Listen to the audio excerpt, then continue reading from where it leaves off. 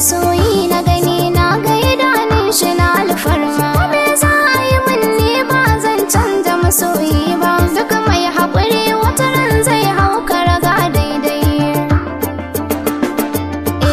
Ni dai liyaliyan nan burge ni kake, idan kai fara'a har wani shege ni kake.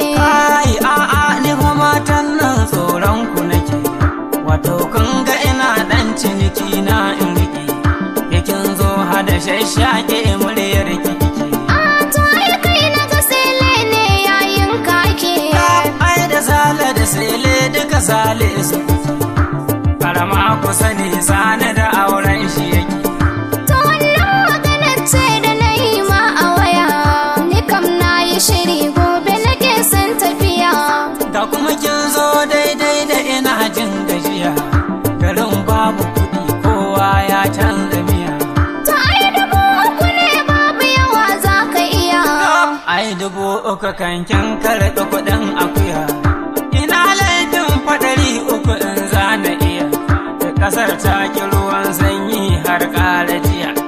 To ya za a yi kenan ka faɗa min in jiya. Ai abin da za a yi kenan rike bango ki tsaya, ke ni 1,000 ce kwallon kwalki sani. To 1,000 kam da Allah mai za ta mini, kawo da in wuce in na tsaya sai in wuni. Kai ashe na yi biyan bashi a cikin tajiya, 400 ya rage yanzu ina za mu tsaya.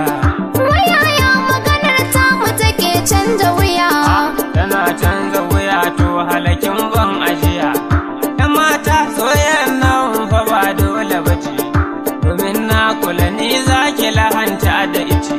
400 nan su za ba ki karba ki wuce, ki sauri ki je ta shakar rana ta miki.